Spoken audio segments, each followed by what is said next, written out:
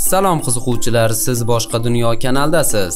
Ko'pchilik obunachilarimiz talablariga binoan bugun sizga hech kim tushuntirib bera olmaydigan videoni ko'rsatamiz.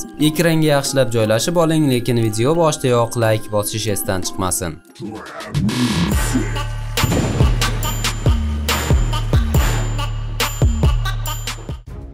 Navbatdagi video muallifi prezidentning saylovoldi nutqini jonli efirda tomosha qilayotganda noma'lum narsani suratga olishga muvaffaq bo'ldi va bularning barchasi juda dahshatli ko'rinadi.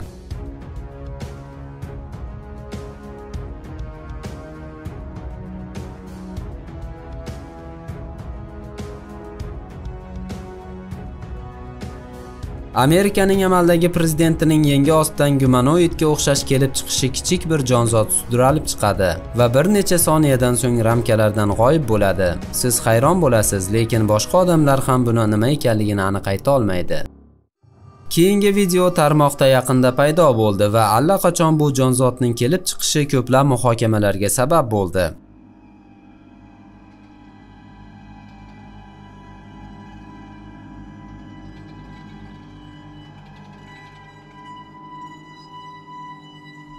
Kommentator turli nazariyalarni olib borishga muvaffaq bo'ldi.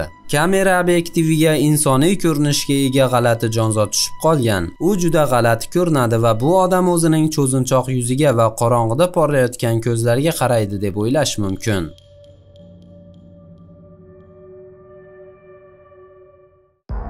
O'rmonda sayr qilib yurgan odam bu qo'rqinchli hodisaga guvoh bo'ldi.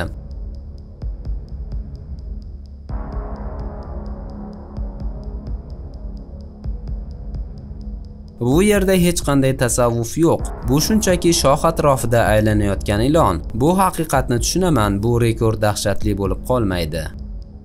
Bu video tailandliklarning biri oilasida suratga olingan. Men bu oila yovuzlikning haqiqiy sharpasiga duch kelganiga ishonchim komil emas. Biz oila boshlig'ini ko'ramiz. Ular televizor ko'rish bilan band.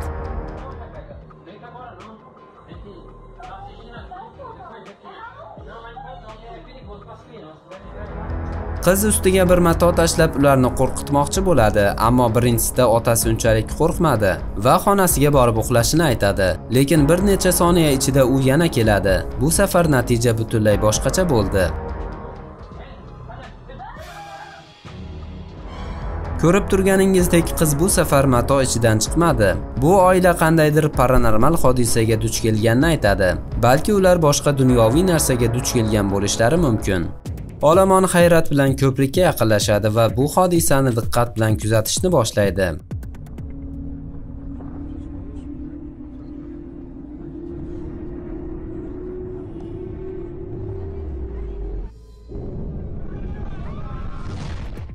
Bir ramkalarda noma'lum narsalar san'ati osmonda va uning atrofida aylanadi.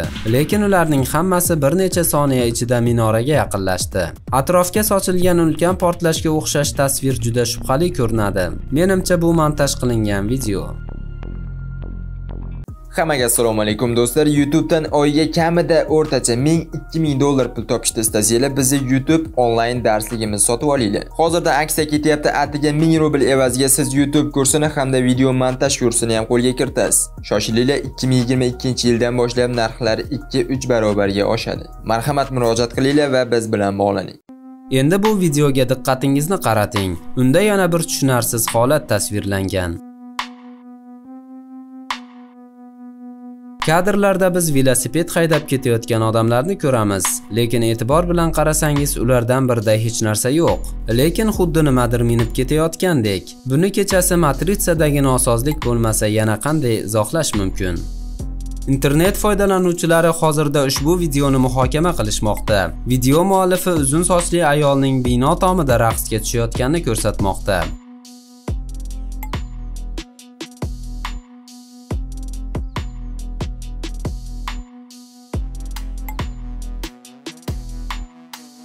Iddia qilingan video Osiyoning janubiy sharqida suratga olingan. U ijtimoiy tarmoqlarda millionlab marta ko'rilgan. Foydalanuvchilar buni qandaydir jodugar yoki boshqa g'ayritabiiy hodisa bo'lganini aytishgan.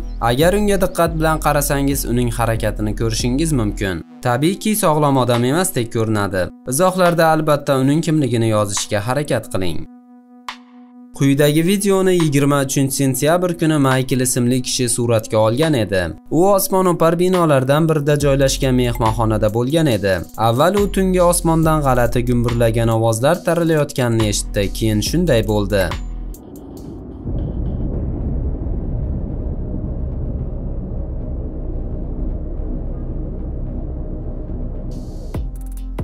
Yaqin atrofda bo'lganlarning fikriga ko'ra bu Godzilla bo'lishi mumkin yoki uning atom nafasi bilan bog'liq. Bu haqiqatdan ham shunday ko'rinadi, ammo bu ehtimoldan yiroq, chunki bu yaxshi o'rnatish va boshqa narsa emas.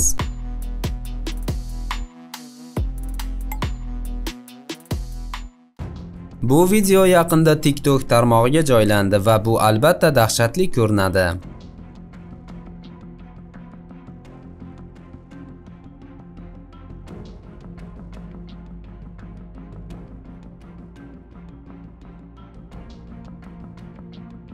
Biz yerda yotgan qo'g'irchoq qanday qilib o'z-o'zidan turishini kuzatishimiz mumkin. Taxminlardan biri unda maxsus qurilma borligini aytadi.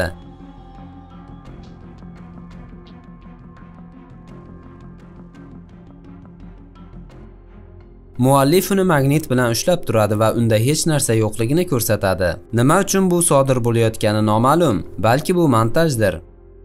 Chernobil portlashdan yillar o'tib stalkerlar guruhi tomonidan yozib olingan yana bir tushunarsiz lavha. Ulkan qora bug'u yoki boshqa jonzot 8 ta panjasida yo'l bo'ylab harakatlanadi va bu haqiqatdan ham sirli ko'rinadi. Lekin bularning barchasi bu yerda sodir bo'lgan portlash natijasidan keyin tanadagi mutatsiyalar bilan izohlanadi. Ilmiy jihatdan bu shunchaki mutatsiyaga uchragan hayvon. Kommentator fikri esa yaxshigina ishlangan montaj. G'oyib bo'lgan Tinch okeanining dengizchilari ko'plab begona jismlar ko'rganidek, bu noma'lum narsaga ham duch kelishdi.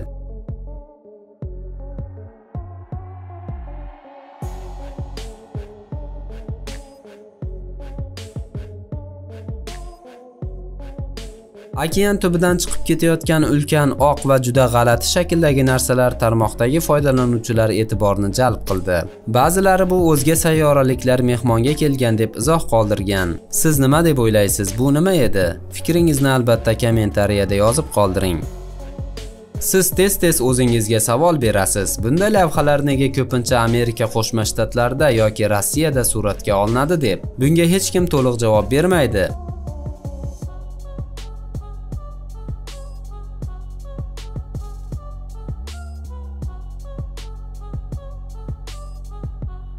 Deyarli hech narsa sodir bo'lmadi va bu video ham Rossiya shaharlaridan birida suratga olingan. O'sha yerda bo'lgan guvohlar chet elliklarning harakatini yozib olishga muvaffaq bo'lishdi. Gavjum shahar uylari tepasida joylashgan kemaga o'xshash begona jismlarni siz harbiy vertolyot yaqin atrofida kuzatishingiz mumkin. Siz Bigfoot haqida eshitganmisiz? Shunday bo'lsa, endi bizda kamera yozuvi mavjud. Sayyoramizning cho'l va qor bilan qoplangan hududlarda gumanoidga o'xshash sut emizuvchi Bigfoot afsonasi bor. Manbalarda yoziladi, Bigfoot qalin jun bilan qoplangan, balandligi 2 metrdan oshadigan jonzot sifatida tasvirlangan.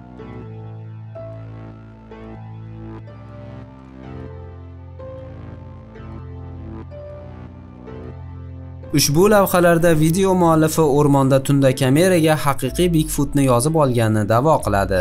Lekin baribir uning ko'rinishi aniq emasdi va bu holatda biz uning gaplariga ishonishga majbur emasmiz. Endi bir juft oddiy tadqiqotchilar guruhi tomonidan tayyorlangan videoni ko'rib chiqamiz. Ular tashlandiq ruhiy shifoxonaga borishdi va noma'lum shaxsga duch kelishdi. Do'stlar, mana shu bilan bugungi ko'rsatuvimiz o'z nihoyasiga yetdi. Agar videoni shu yergacha ko'rgan bo'lsangiz, demak kanalga obuna bo'lish vaqti keldi. Bizni kuzatib boring, eng sirli va qiziqarli videolar sizni kutmoqda.